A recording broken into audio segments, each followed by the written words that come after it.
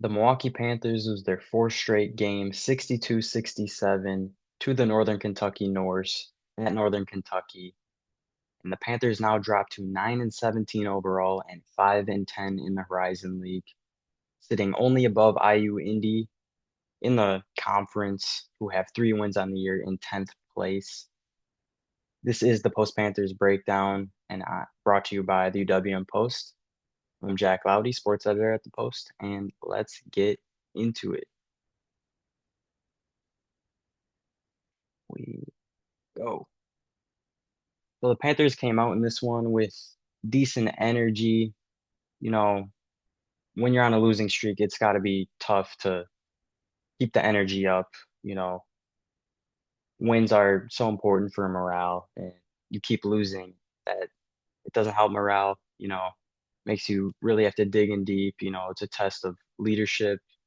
And the problem with the Panthers is a lot of their leaders have been injured.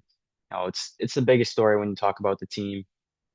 Projected to finish in first place, of course, and they've been one of the more injured teams in the whole country. So it has been a ragtag group for most of the year. And we see guys like Aaron Franklin have to step up, who had a double-double in this one. Of all the guys on the Panthers, I don't think anybody had a particularly spectacular game or even great game. Aaron Franklin, I'd say, would be the player of your game. Double-double, 10 points, 10 rebounds, 4 assists as well. But, he had a tech in this one, which is pretty uncharacteristic from him. Not the most vocal player. Bart Lundy, a few press conferences ago, talked about how he leads. He's one of the most quiet guys on the team, leads by example, but he picked up a tech in this one. And the game ended up being decided by 5 points. So stuff like that adds up. There were other little bit of undisciplined mistakes here and there that you can't make when your team is so injured and you're already battling uphill. It wasn't as egregious as last game at, or against Detroit Mercy at home, but still some of the mistakes popped up. Missed opportunities, transition, fast breaks. You miss a layup you should have made. That Josh Dixon, I think, one time missed a fast break layup and then had a cheap foul afterwards, right after the rebound. And foul trouble was a theme in this one in both halves. And free throws were a big factor in this one. The Panthers only made 7 free throws on the day. The Norse made 17, so there's a 10-point difference there. Looking at some of the positives in this one, I think only holding Donovan O'Day to 10 points is pretty impressive. He had 0 at halftime. Donovan O'Day is one of the best scorers in the conference, averages around 18, 19 points per game. So I thought they did a pretty good job on him. He did have some good looks from three. He couldn't make any of them. Some of them were in and out. So O'Day could have had more production, but overall, Panthers did a pretty good job on him. Where the Panthers didn't do a great job was on Dan Goresger, the Brookfield native playing against Milwaukee. He kind of scorched them, put up 22 points, 50% from the field and from three. In the first half, Milwaukee was giving up threes at too high of a clip, I believe around 7 of 15. Um, the North shot from three in the first half, so not what you would like to see. But in the second half, they did a better job, only allowing 3 more from behind the arc. Held the Norse to 36% from deep and 41% from the field, which is especially an improvement to last game against the Titans, where they shot over 50%. So that is one positive you can take away. Another positive is the second half push. Milwaukee finished the first half bad again for the second straight game. I believe it was like a 16-5 run. Northern Kentucky went on to end the half, or at the end of that first half, ended up losing the half by 5 points, 31-36. And that ended up being the difference. back-to-back games not being able to end the half strong, bit the Panthers in the rear and ended up being the difference in this one. But in the second half, Northern Kentucky, improved on their lead, added up to like 54 to 41 at one point, and the Panthers stormed back, going on like a 12-0 run to bring it within one. And then it was pretty even until the end, could have gone either way, but the Norse ended up pulling the win out, and the Norse they've lost 5 straight in a row before this win, but two of those games were in overtime.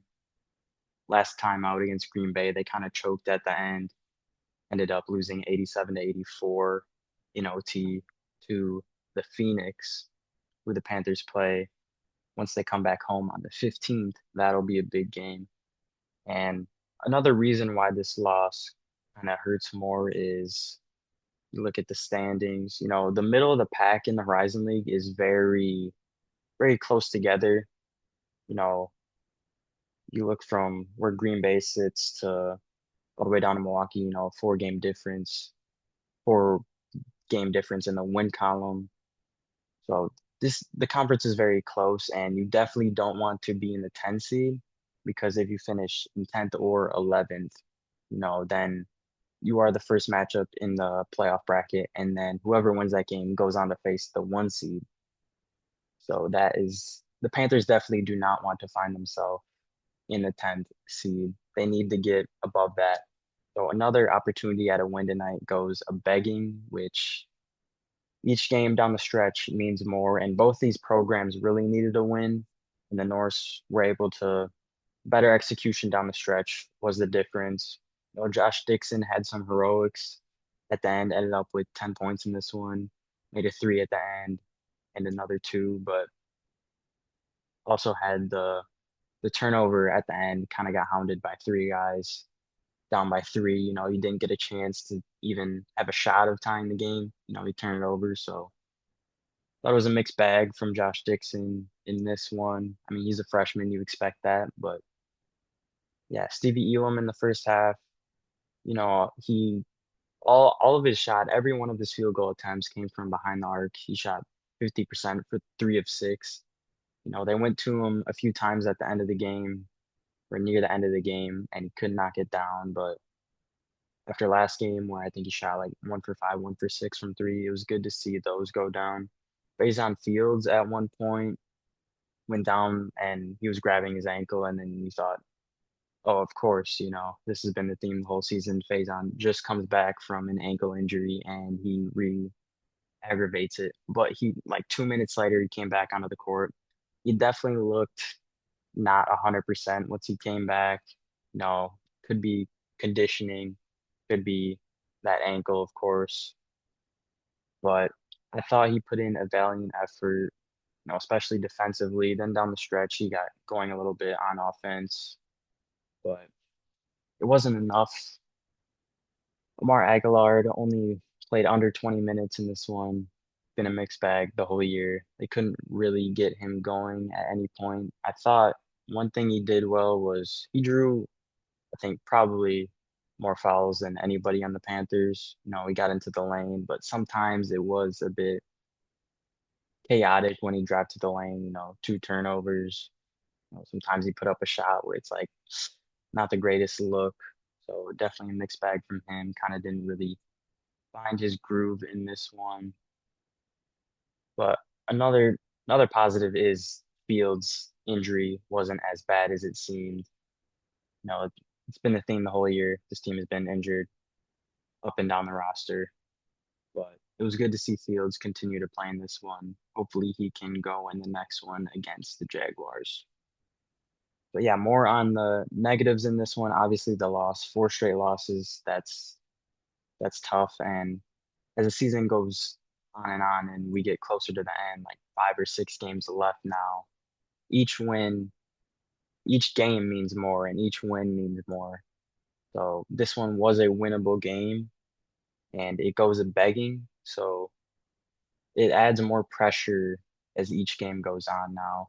And the next game against IU Indy, it has to be a win. You can't lose to the last place team in the conference. And who knows, possibly find yourself in the last place going into the postseason. That can't happen. So now the Panthers put themselves under a lot of pressure going to the Jaguars gym, the jungle, where the Jaguars, I mean, they can not completely house money, but they can play with more freedom. They have less to lose, and the pressure keeps mounting for Milwaukee. Yeah, the bad end to the first half, second straight game where that was the case. The Panthers have to sure that up. I mean, obviously, you don't want any stretch in the game where your opponent goes on a 16-5 run or anything like that. But it's been a theme the past couple of games, so you got to sure that up going into the next one. And then mentioned a little bit before the foul trouble.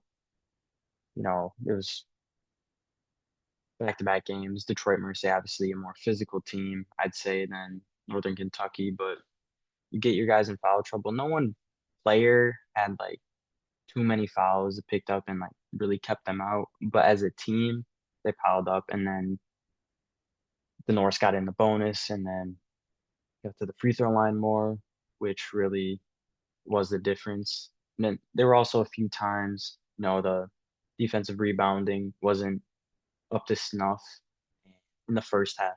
A few times, the Norse got second chance opportunities, third chance opportunities, which they capitalized on. And that can't really happen if you want to win games. No, if I think I talked about this before, if I had to choose a player of the game, it would be Aaron Franklin. Despite getting the technical foul, which kind of played a part in the game.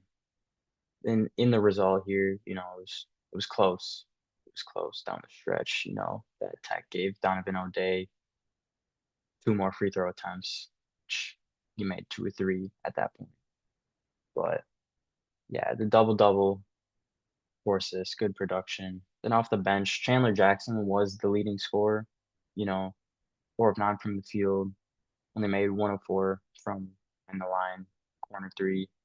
He shoots the corner three a lot. Only 3 rebounds with like a bit more than that. And the guards off the bench couldn't really find too much of a rhythm. Isaiah Dorcius or Asaya Pippa-White. Pippa-White, the past couple of games hasn't really found his groove. It's kind of been like that the whole year. He was a day one starter, but he had a good look in the right corner near the end of the game. That would have really been a big shot, but he airballed it. Tough to see that happen. Panthers shot a better percentage than usual from behind the arc, 7 and 19, 37%, and 45% from the field. They'd like to shoot better. And yeah, just another game goes a begging for Milwaukee. And like I said, this means added pressure going into the end of the season. And you'd think, you know, last game especially, you get some guys healthy, you get Faison Fields back. Obviously, he's not 100%. Who knows if he'll be 100% at any point going the rest of the way. You get some guys back, so you hope that gives the team a boost. You get a win in one of these two winnable games, and that can, propel you to end the season on a good note. But it just it just didn't happen the past two games. And it's tough to see a way where this team can, you know, can go far, can go on a run. Obviously injuries being the common denominator and why, but still you would hope for any sort of bit of hope forward, and it just hasn't materialized. We can take a look around the Horizon League and see some results right now. Wright State and Purdue Fort Wayne are in a close one. Top seeded Wright State at the moment. So that could go either way. I think Purdue Fort Wayne has been on a downward trend as well. Green Bay wins their second straight game. They beat Detroit Mercy, who the Panthers just lost to 76-63. Green Bay is in fourth place. IU Windy, who in last place, they get a quality win against Cleveland State. who the Panthers lost to a few games ago in an emotional loss. And then Robert Morris beats Youngstown State 72-66, and of course, Northern Kentucky Norse over the Panthers 67-62. Next up for Milwaukee, we've talked about it. It's IU Indy. You have to win that game. You can't lose to the last place team in the conference, the Jaguars, who you're supposed to beat. And then after that, Green Bay, that will be an emotional game no matter how you slice it. That could be it could be a turning point if that's a win. If the Panthers are able to get a win over Green Bay, it's a derby. It could go either way, even though Green Bay has more wins this season. Green Bay won the opening matchup earlier on this season up in Green Bay. Battle of I-43.